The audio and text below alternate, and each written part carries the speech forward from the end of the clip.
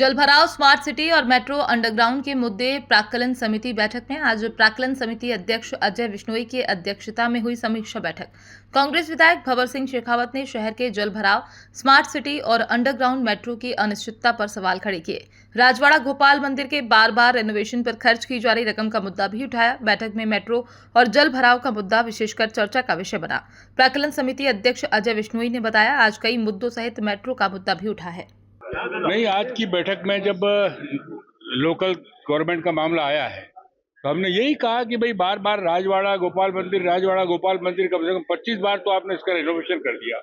जनता के पैसे का दुरुपयोग होता है, इसके सिवा कहीं विकास दिखाई नहीं देता। वो मामला आज आया था, फिर उन लोगों ने कहा कि साहब इसमें आग लग गई 2-3 बार और राजवाड़े में ऐसा हो गया, राजवाड़े में वैसा हो गया। ठीक है, राजवाड़ा आपने अच्छा कर दिया, लेकिन राजवाड़ा अकेला शहर नहीं है। जो स्मार्ट सिटी के काम बाकी शहर में होना चाहिए उनके भी आज पॉइंट्स आए हैं। कहाँ कहाँ कमियां हुई वो भी हमने बताया है। हमने कहा जल जमाव की स्थिति तो ये थी कि 2 इंच पानी गिर जाता, पानी निकालने की जगह नहीं।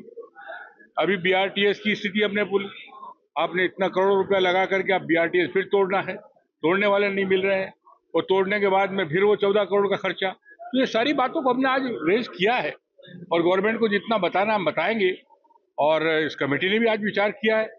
मेट्रो का हमने कहा भाई अभी तक आप यही तय नहीं कर पाए हो कि अंडरग्राउंड कहाँ से जाएगी और कितनी जाएगी और कितना नुकसान होगा उसके अंदर। हमारे कई व्यापारी उसकी खिलाफत कर रहे हैं, इंदौर के सारे जनप्रतिनिधि विरोध कर रहे हैं, लेकिन अभी तक मेट्रो का निर्णय नहीं हो पाया है। आज ये मीटिंग में हमने वही बात उठाई कि अंडरग्राउंड जो आप ले जा रहे हैं उसमें कॉस्ट भी बढ़ेगी और शहर का बहुत बड़ा वाणिज्यिक जो व्यापारिक क्षेत्र है वो उसमें आ रहा है और व्यापारी उसके लिए तैयार नहीं है।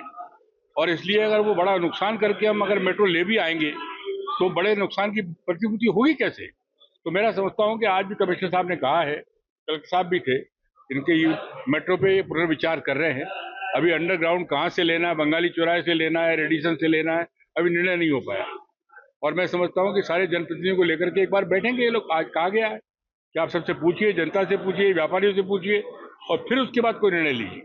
तो आज यहाँ पर बैठ के हम लोगों ने जो स्मार्ट सिटी है, नगरीय निकाय, न सिर्फ जबलपुर इंदौर नगर निगम पर आसपास की पूरे संभाग की जितने नगरीय निकाय हैं उसमें जो अमृत योजनाएं या जल जल की योजनाएं चल रही हैं उन पर बात हुई है।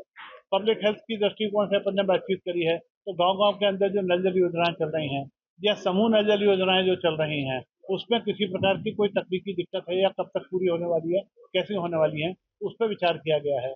मेट्रो योजना इंदौर की है, तो मेट्रो की योजना बड़ी एक महत्वाकांक्षी योजना है और वो महत्वाकांक्षी योजना में लोगों के अपने अपने सुझाव उसके आ रहे हैं, उसमें क्या संशोधन करने की जरूरत है, इन सब चीजों पर आज चर्चा हो रही है। मेट्रो में सुझाव इस बात का आया कि जो अंडरग्राउंड है उसका स्टार्टिंग पॉइंट और एंड पॉइंट कुछ इस तरीके से कर लिया जाए कि जहाँ पर्याप्त चौड़ी स्थान उपलब्ध है या जहाँ कमर्शियल एक्टिविटी कम है वहां से वो नीचे चली जाए और वो वहां से ऊपर आ जाए।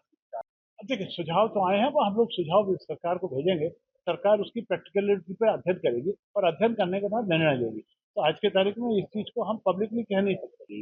नल जल योजनाओं की स्थिति बहुत अच्छी है, महत्वाकांक्षी योजना है हमारे प्रधानमंत्री जी की कि एक एक घर घर जल से जल पहुंचाना है और इस योजना को जब पूरे देश भर में एक साथ क्रियान्वयन शुरू हुआ तो दिक्कत ये हुई कि क्रियान्वयन करने वाली एजेंसी लिमिटेड थी, उनकी जो पाइपलाइन बनाने वाली फैक्ट्रियां लिमिटेड थी, इसके कारण चीजों में विलम्ब हुआ है।